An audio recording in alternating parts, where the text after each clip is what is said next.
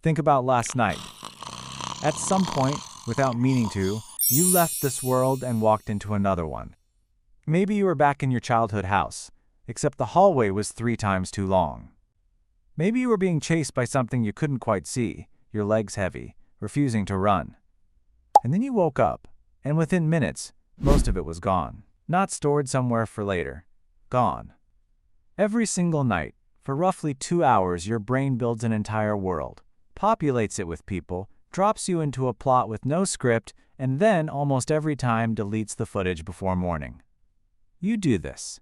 You have done this every night of your life. And here's the strange part. Nobody can fully agree on why.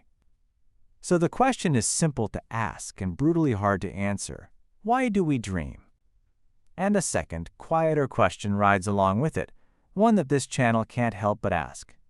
Did the people who lived here 40,000 years ago, 100,000 years ago, long before language had words for unconscious or REM, dream the way we do?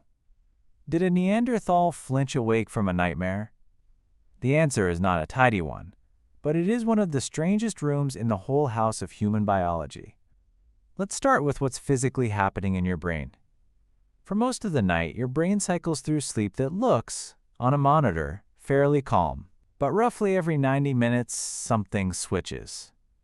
Your eyes start darting back and forth beneath closed lids. Your brainwaves speed up until they look almost identical to being awake.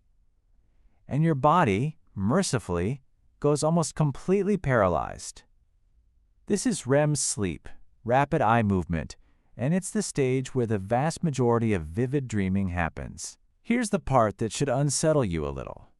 During REM, a brainstem structure fires off electrical pulses that slam directly into your visual cortex, the same region that processes light hitting your eyes when you're awake.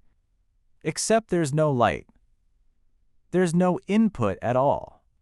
Your brain is watching a movie it is simultaneously generating, projecting, and reacting to, with the lights off and the door locked. Meanwhile, the paralysis matters more than it sounds like it should.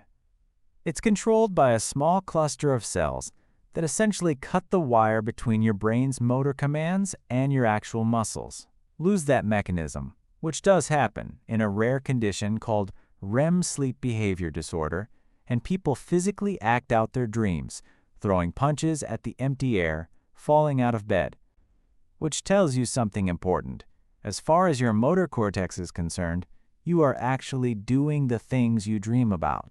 The only reason you don't is a switch, and that switch usually works. So why build this elaborate hallucination machine every single night? The leading idea is memory consolidation. The theory that dreaming is your hippocampus and cortex negotiating which memories from the day get filed into long-term storage and which get quietly discarded. Dreaming under this model is less like a movie and more like a night shift editor going through the raw footage from your day, cutting the important scenes together, discarding the rest, occasionally splicing in unrelated clips from years ago because the editor found some thematic connection you'll never consciously understand. That's why dreams are bizarre rather than literal.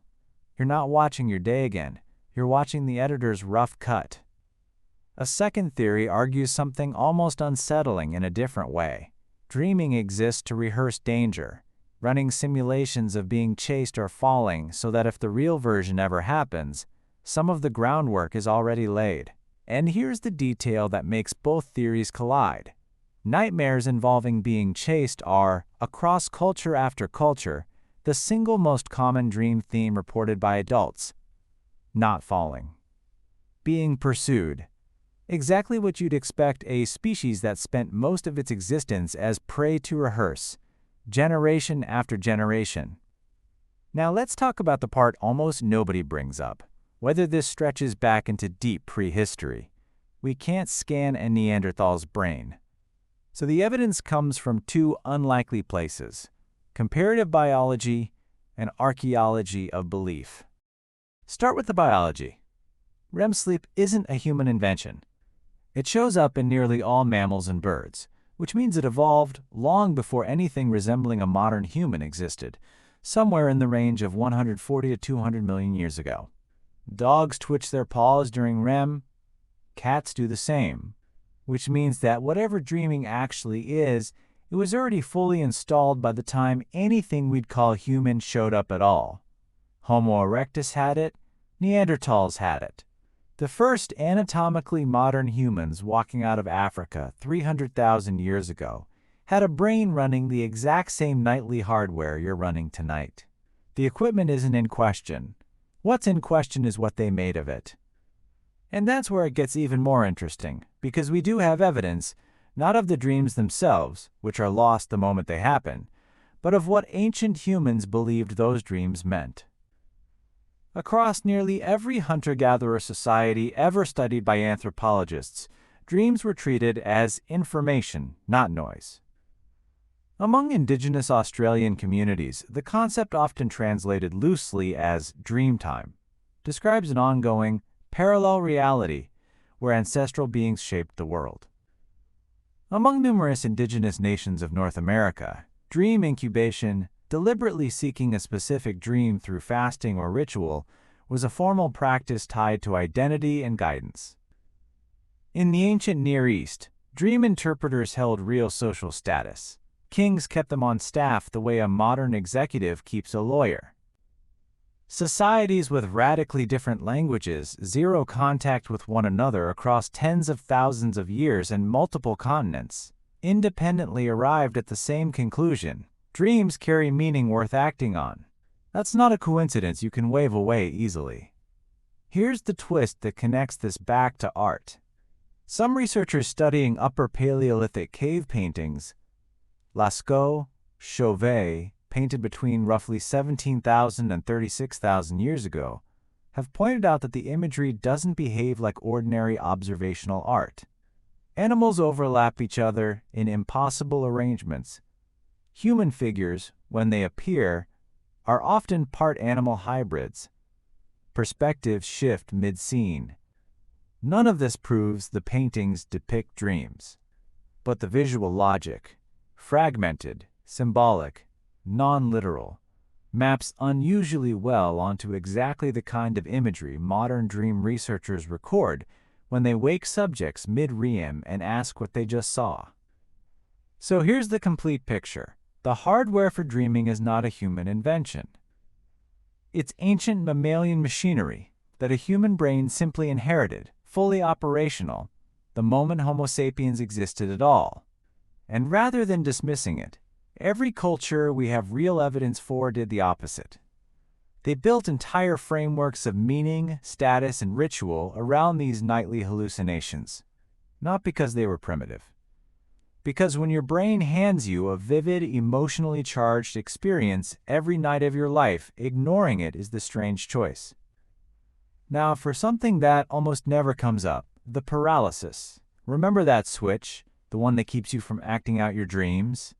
There's a failure mode of it that almost certainly existed for our ancestors too, because the biology predates us by tens of millions of years. It's called sleep paralysis. Waking up while the paralysis mechanism hasn't fully released yet, fully conscious, completely unable to move, sometimes accompanied by a hallucinated presence in the room.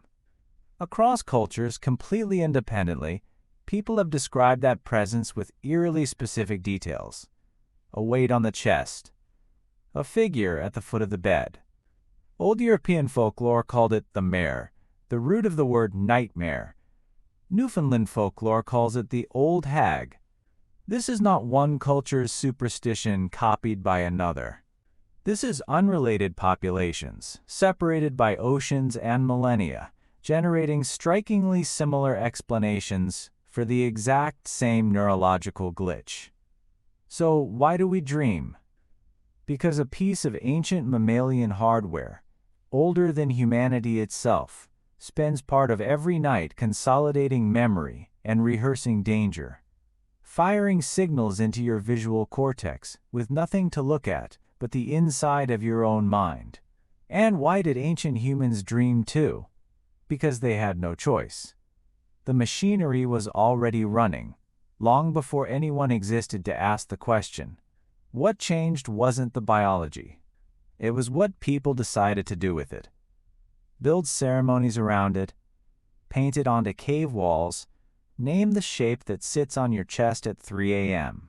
Tonight, when you fall asleep, some ancient piece of your brain is going to fire up equipment that predates humans, predates apes, predates almost every mammal you could name, and it's going to build you a world with no warning and no explanation. You'll wake up, and within minutes, most of it will already be slipping away, the way it did for every person who ever lived before written language existed, to write any of it down. You are not doing anything new tonight. You're doing the oldest thing your brain knows how to do, on hardware built long before anyone was around to name it.